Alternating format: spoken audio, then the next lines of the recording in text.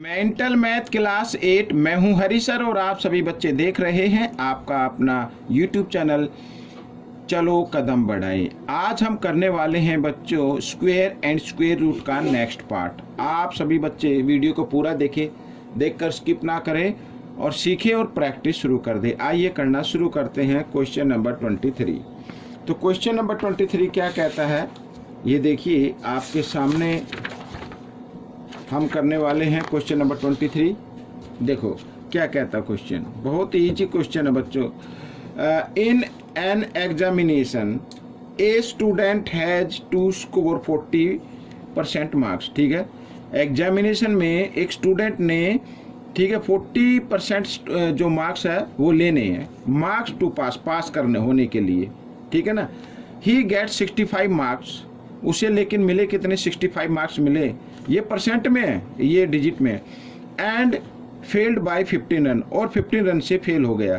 ठीक है, तो यानी पासिंग मार्क क्या होते हैं, find the maximum number of marks. ठीक है, मैक्सिमम नंबर ऑफ मार्क्स हमें फाइंड आउट करने। अब देखो बच्चों यहाँ पर पासिंग मार्क्स निकाल लेते हैं पहले।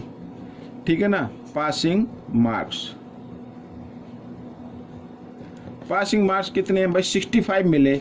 अगर वो कितने नंबर से फेल हो गया, 15 मार्क्स से फेल हो गया कितने। ठीक है, तो अगर 15 और मिल जाते तो वो पास हो जाता। तो 5 और 5 10, 6 और 1 7 और 1 8, तो मीन्स अगर उसे 80 मार्क्स मिल जाते तो वो क्या हो जाता, पास हो जाता। ठीक है ना, अब ये 80 जो परसेंट है, अब यहाँ पर देखो a student has to score 40% marks to pass, 40% marks लेने हैं। इसका मतलब जो 80 नंबर आए हैं ये 40% है। ठीक है ना, ये क्या है 40%। ठीक है, अच्छा पासिंग मार्क्स यहाँ पर मैं लिख देता हूँ, पासिंग मार्क्स इन परसेंट, तो कितने हैं बच्चों 40% है। Let the total marks, let the maximum marks लिख लो या टोटल मार्क्स लिख लो।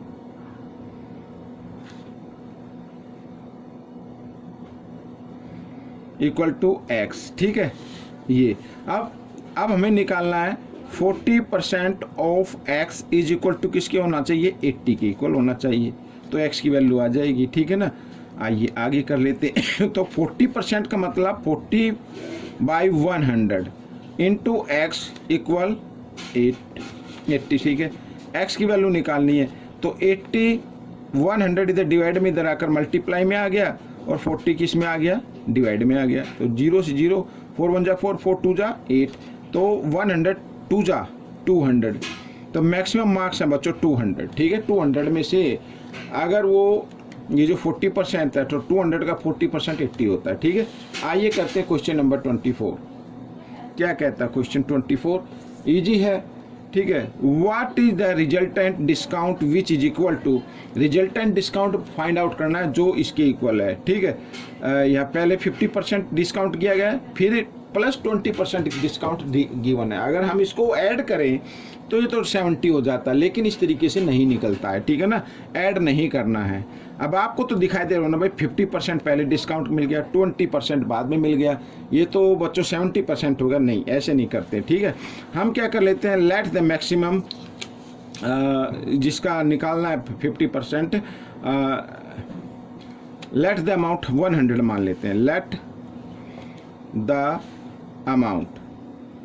ठीक है, इससे क्या होगा, जल्दी निकल आएगा। Let the amount equal to 100। ठीक है, 100 मान लीजिए। तो फर्स्ट डिस्काउंट, जो फर्स्ट डिस्काउंट मिला है वो मिला है यहाँ पर 50%। ठीक है ना, तो 50%, तो 100 का 50% मीन्स 50% मीन्स 50/100, 0 से 0 50, यानी 50 रुपीज़ मान लीजिए। तो 50 का हमें डिस्काउंट मिल गया है। ठीक है, अब रिमेनिंग अमाउंट कितना बचा वो भी निकाल लेते हैं।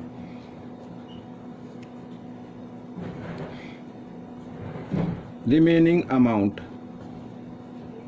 100 में से 50 माइनस कर दिए तो 50 बचा। ठीक है भाई, 100 था, 50 तो निकल चुका, 50 बचा।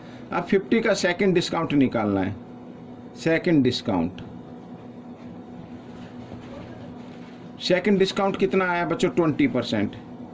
ठीक है 20% है तो 20% ऑफ 50, तो 20/100 और इंटू 50 इस तरीके से। तो 20 से 20 ये कैंसिल, 5 2 जा 10, यानी 10 का बाद में मिल गया, पहले 50 का मिला था टोटल, बाद में 10 का मिला, तो टोटल डिस्काउंट कितना हो गया, यहाँ पर लिख लेता हूँ। टोटल डिस्काउंट कितना हुआ, 60 हो गया बच्चों। 50 + 10 60 हो गया, टोटल डिस्काउंट 60 मिल गया।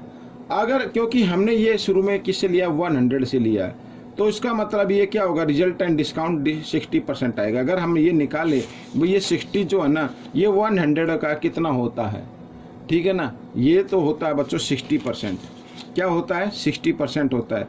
भाई हमने ये पहले निकाला 50%, फिर निकाला 10%, तो टोटल अमाउंट कितना बन गया, 60 बन गया। अगर हम यहाँ पर निकाले, ठीक है, अमाउंट कितना है देखो,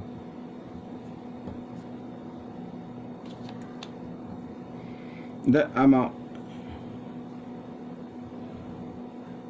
अमाउंट कितना है, दोबारा लिख देता हूँ यार मैं। द अमाउंट कितना है बच्चों, 100 है, ठीक है 100 है। और टोटल डिस्काउंट कितना है, डिस्काउंट कितना है, 60, ठीक है। तो डिस्काउंट परसेंट में निकालना है आपको, डिस्काउंट किस में निकालना है, परसेंट में, इन परसेंट। तो बच्चों अब कैसे निकालते हैं भाई, 100 में से 60, ठीक है, इस तरीके से लिखा, टोटल अमाउंट नीचे, जो डिस्काउंट आया वो ऊपर, और परसेंटेज फाइंड आउट करने के लिए 100% से कर देना मल्टीप्लाई, तो 0 से 0 कैंसिल हो जाएगी, 60% आ जाएगा, ये आपका आंसर बनेगा, ठीक है। Question number 25, Pushpa bought a shirt for ₹250, a frock for ₹350 and a pair of jeans for 650, ठीक है। और she paid ₹1000 for all, how much discount did she get, ठीक है, डिस्काउंट कितना मिला ये हम फाइंड आउट करेंगे। परसेंटेज में इसमें दिया हुआ नहीं, लेकिन परसेंटेज में भी फाइंड आउट कर लेंगे, कोई दिक्कत नहीं। तो first of all you will have to find total amount of purchasing, ठीक है, जो परचेजिंग आर्टिकल्स हैं उनका टोटल अमाउंट आपको क्या करना है, पहले फाइंड आउट करना है, ठीक है। Let the total amount, total amount, late नहीं करना, टोटल अमाउंट, टोटल अमाउंट क्या है, फ्रॉक है 250, ठीक है, प्लस शर्ट है 250, फ्रॉक है 350 और जीन्स है 650। तो टोटल अमाउंट कितना बन गया, 0 5 5 5 15 का 5 कैरी 1, 6 और 3 1, 6 और 3 9, 9 और 1 10 और 2 12 आ गया। ये टोटल अमाउंट बन गया। सी पेड उसने कितना दिया, 1000 रुपीज दिया, देना था 1250, दिया उसने 1000, ठीक है। तो डिस्काउंट कितना हुआ, ये देखो